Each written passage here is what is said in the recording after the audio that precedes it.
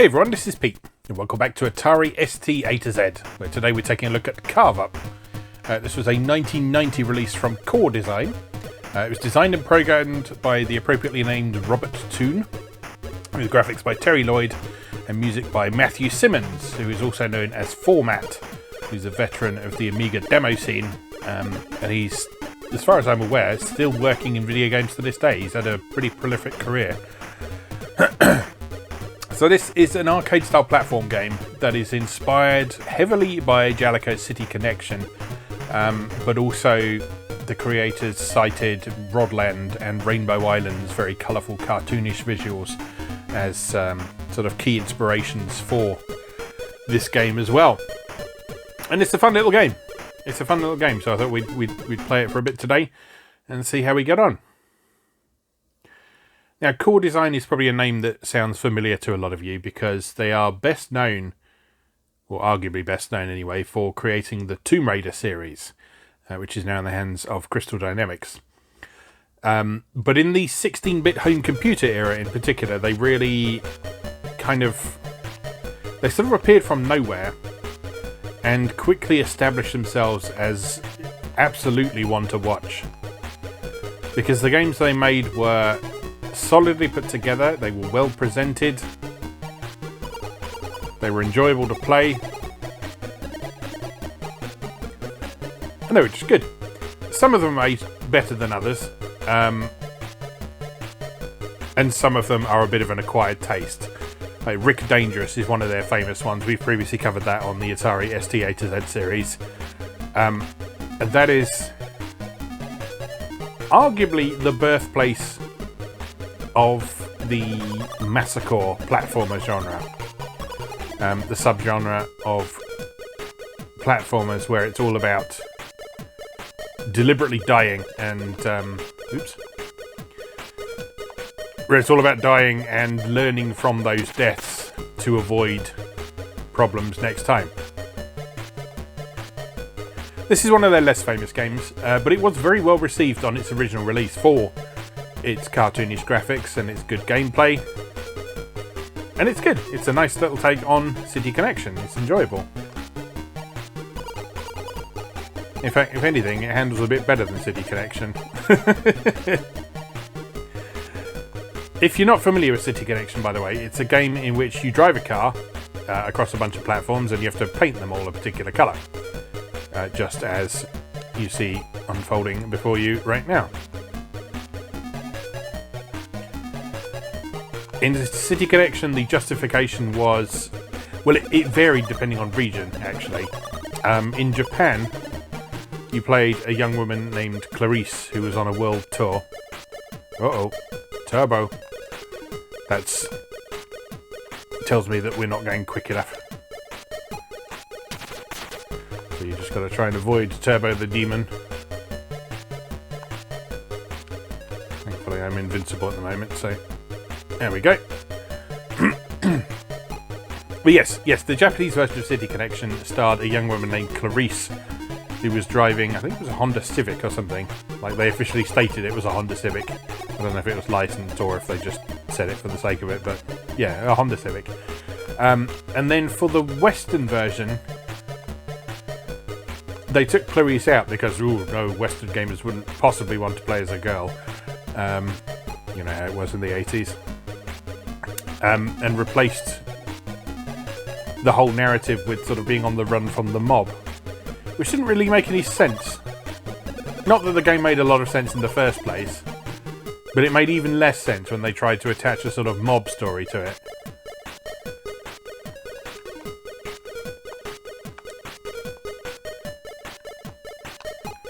But yeah, anyway, as you can see, it's a platformer, but you're in constant motion. Hence the car. And that was the case in City Connection as well. You had to kind of manage your movement, bearing in mind that you were going to be constantly in motion. Now, City Connection, I think if you drove off the edge of a platform, you would just fall. But in this one, if you reach the edge of a platform and don't press anything, you'll just turn round. Oops. And so in order to actually drop off a platform, you have to hold the fire button and push down. And to do a high jump, you have to hold the fire button and push up. So it takes a little bit of getting used to.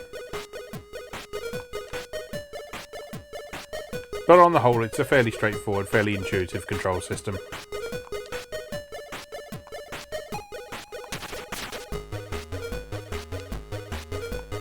An important part of succeeding in the game is understanding how far the various jumps reach, because you can just do a basic jump with just the fire button by itself, and that will get you across some gaps.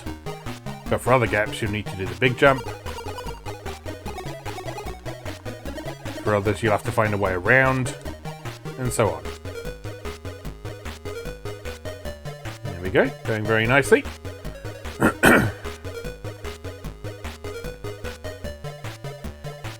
Now, like a lot of stuff from the 16-bit era, there's not been a ton of history recorded about this game, but from what I can make out, this was originally developed on the ST using some ST art tools, and then ported to the Amiga. And then the only real difference between the ST and the Amiga version is the Amiga version has a parallax background, so it looks a little bit nicer. But aside from that, it's the same game. Woof woof, thanks for rescuing me.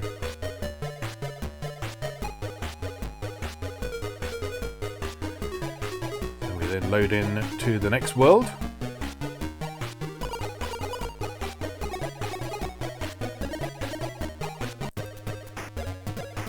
Which has some new music. It looks like we're now in a sort of spooky world. Cleaning blood off platforms. How delightfully morbid. So there we go. That's the small jump there. That'll get you across gaps at the same height. But if you want to change level, you want to do the jump up or jump down. And you'll see there's a bit of leeway in terms of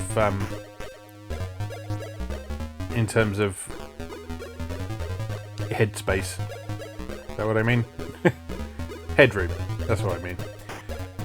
If you do the big jump and time it wrong, you'll bang your car's head on things. But there's a bit of sort of grace at the side of each platform where you can kind of jump through that part without having to worry. So that's nice. Uh-oh. Turbo.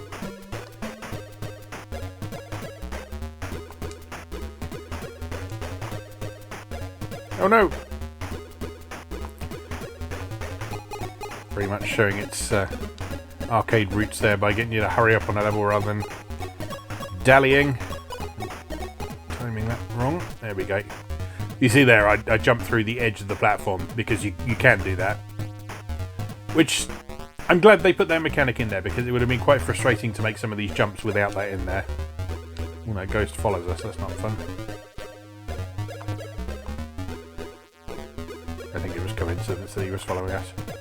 Never mind. And you see there's various power-ups dropping as well.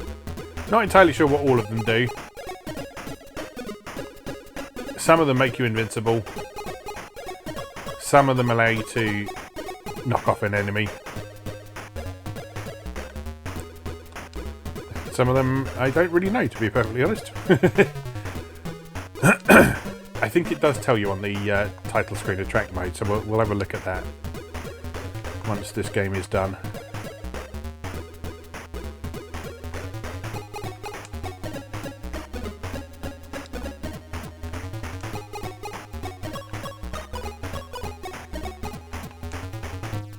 And you'll see on the default settings for this game, your power-ups actually trigger automatically when they're needed, which is pretty convenient. You can set it to manual mode, which means you have to trigger them with the spacebar. And if you're playing on an emulator, you can of course then map the spacebar to a controller button, so it's not super inconvenient. In fact, I believe Atari maps spacebar to the B button on most controllers by default. just because it's such a commonly used secondary action button in 16-bit games. It made sense for them to do that.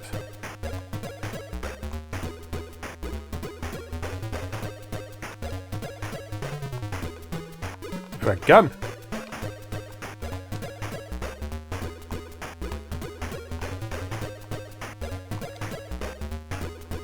But yeah, this is fun. This is a fun little game. I hadn't played it before. I don't remember seeing a lot about it back in the day either. Oops. I guess 1990 we still would have been fairly active users of the ST. Game over. Oh no, bandage time again. Oh, he's crying. Bless him. Yeah, 1990 we would have probably still been fairly active users of the ST at home. I think it was about, must have been about 91 or 92 that we kind of switched over a bit more to MS-DOS PC. Because it was definitely well into the VGA and Sound Blaster age. But yeah, I don't remember seeing this one back then. Oh, here we are. So here's the instruction. Collect bonus for 25,000 points. Collect extra for an extra life. Oh, mums. 6,200. You going to tell us what the power-ups are? Oh no, it just says they're weapons. Press spacebar to activate weapon. Automatic weapons operation is on. We'll leave that on for now because it seems to work quite well. Right, let's play again. No continues, you'll see. So this is very much an arcade style game where you have to try and get as far as you can on the stock of lives you're given, and perhaps try and actually get some extra lives along the way as well.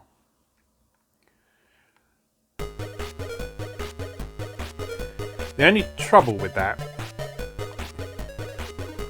and the only real sort of major criticism I would have of this game, is that the way the bonuses and power-ups drop from the sky is very random. And because everything apart from the weapons just falls through the floor immediately rather than bouncing or sitting around for ages, it's very difficult to reliably get your hands on some of those bonuses. It feels quite luck-based.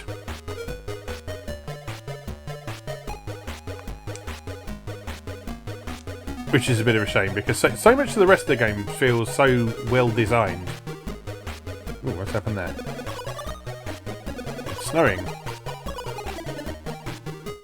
I guess that freezes enemies or something. It certainly didn't seem to hurt us. But yeah, so much of the rest of this game seems to be so well designed and polished that it's weird they would have such a glaring oversight like that.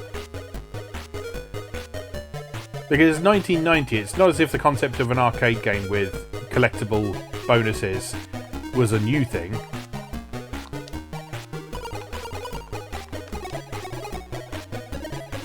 I mean, we had the single screen elimination platformers that this takes influence from for quite a few years by that point. And City Connection was a good few years old by that point, so I think City Connection was early 80s originally. It certainly got the early 80s arcade game look about it.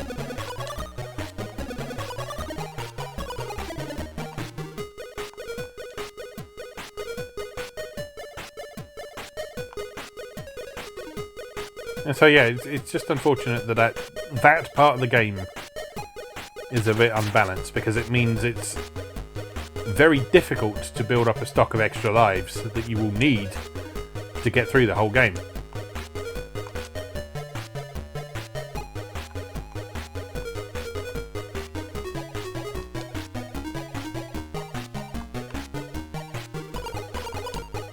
That said, it's not a super hard game, and it doesn't get super unfair like a lot of arcade games do. And so maybe it is possible to get through without dying. Turbo's back. To give us some grief. Let's wrap around the level. We need to go up there anyway. Jolly good. Down here. Go away. Oh, he follows you after a while. That's not very nice. Having a hurry-up enemy who is completely unavoidable. That's a bit of a sin in my book. Because ideally what you want with that kind of enemy is for them to make life more difficult for you, but not literally impossible.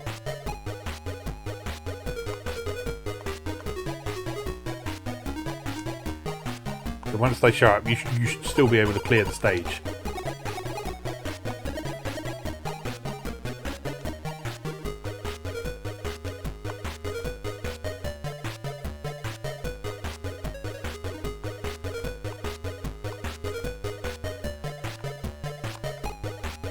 I like the music in this. The format did a good job. Oopsie.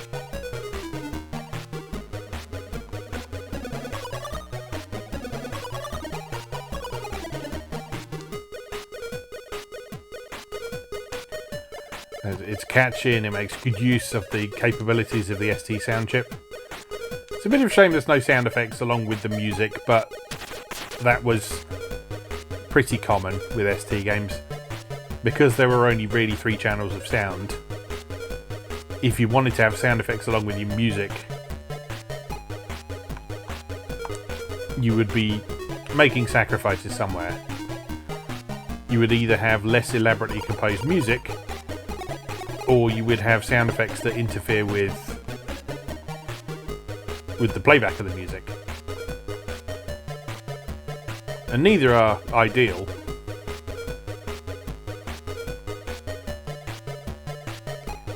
And so a lot of developers just thought, well, we'll just do one or the other. And that was probably the right thing to do.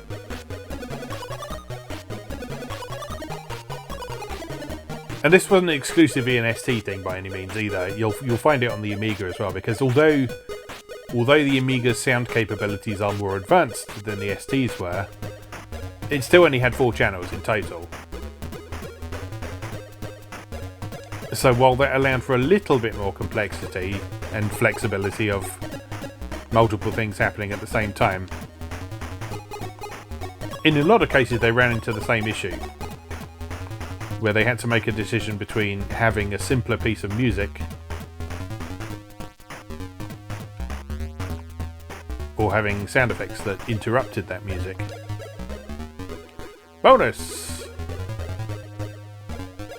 25,000 points. Oh! That's mean.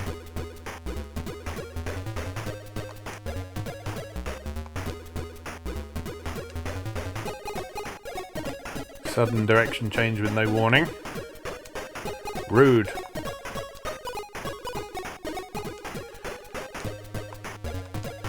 Yeah, the longer we play this, the more slightly annoying little things we're starting to find, but on the whole, this is a very good game. And one that I would have been happy to play back in the day, certainly.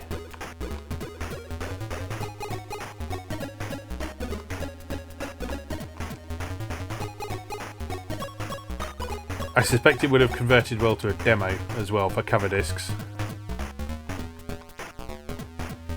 Which is why I'm sort of surprised I haven't come across it before, because I feel like with the timing of it, I would have come across it on a cover disc for a magazine at some point, but oops. I guess it was not to be. But it doesn't matter, because I can play it now. Oh no! Death. Oh no, bandage time again. 59,345. How did that compare to last time? I like how a different bit of it falls off every time on the game over screen. How does that compare to last time? And did we beat Core Design's bums?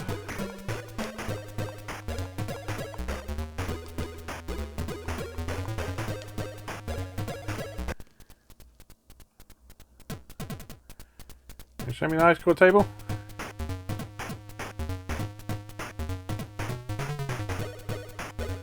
Yeah, slightly less than last time.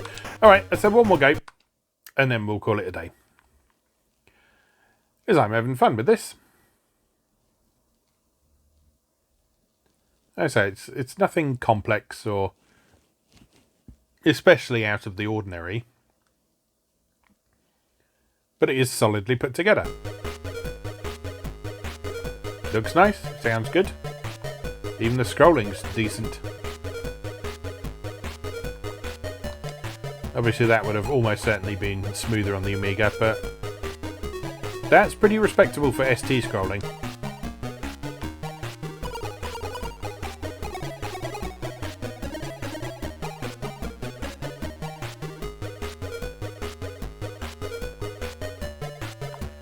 Onward. Right, let's try and be as efficient as we can so we don't run into turbo again.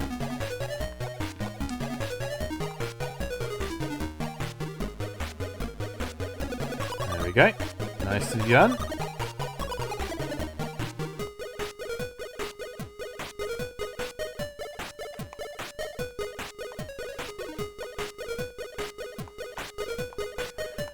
It's good that the whole world is kept in memory at once and it only has to load between sets of levels rather than individual levels. And yet despite that, it manages to have some variation from substage to substage.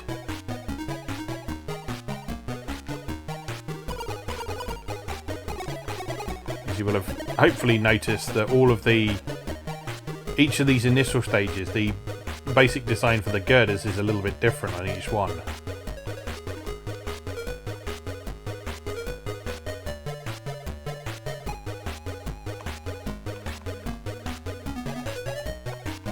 We're invincible at the moment. You can't get me, Turbo.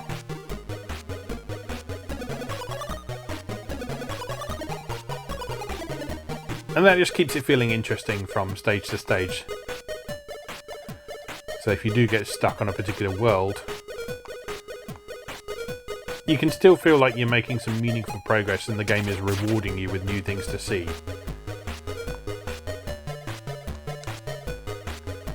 Which might sound simple and a bit trite, but that was super important back in this era.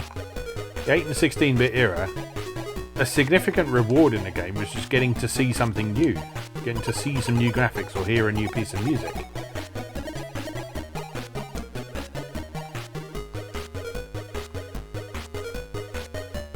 I guess we still have that to a certain extent today, but it was certainly very drastic in the 8 and 16-bit home computer eras.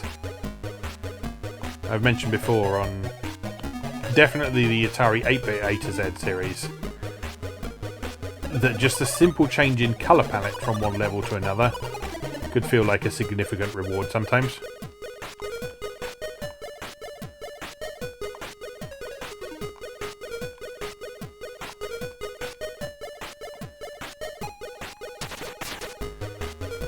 So actually having some full-on different graphics to enjoy.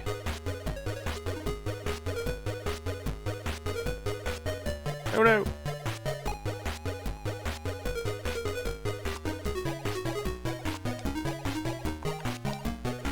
Oh, can't quite reach that.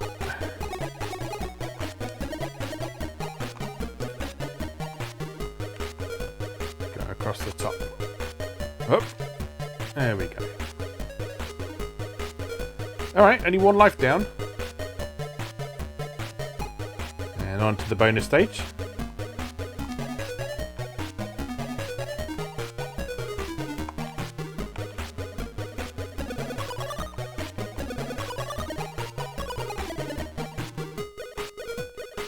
I don't think I've even seen any of the extra letters. So I don't know if you have to do something specific to make them show up or not.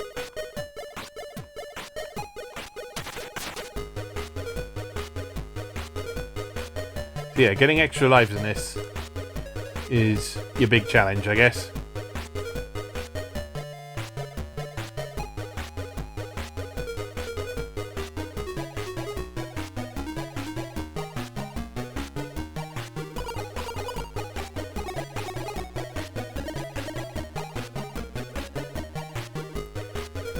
Alright, bring on the spooky stage.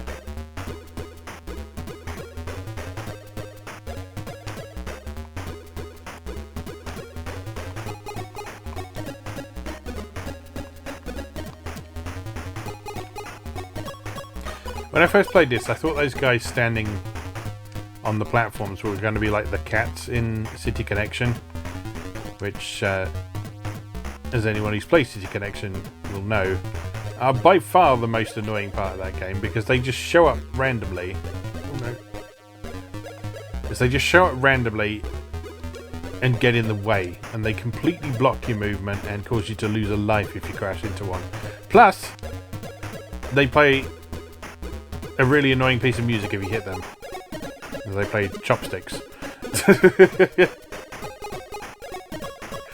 And it's so annoying every time you hit them. It's like the game is mocking you.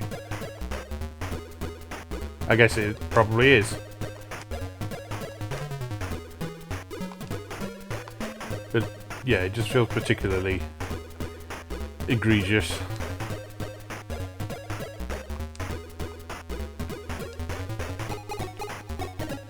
But yeah, thankfully here you can apparently just run them over.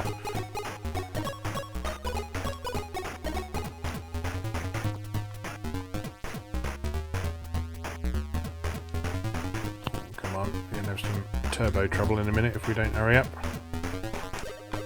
Oh! A bullet. That came in handy. I guess that was the gun power up? I wasn't paying attention.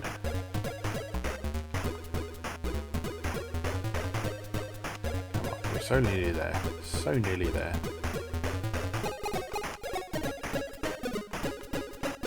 Yes, I know. I'm nearly done. And we're done.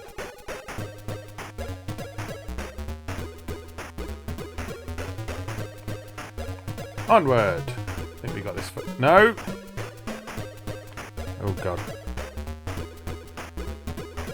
I was about to say, I think we got this far before. Oh, I've got an A from the extra. So they do show up, but I guess they're much rarer than the bonus letters. No. Well, it's getting tougher to outwit the enemies, but the challenge is escalating at a good pace. It doesn't feel like we've suddenly hit a difficulty wall, but we have started to see slightly more challenging elements, which is good.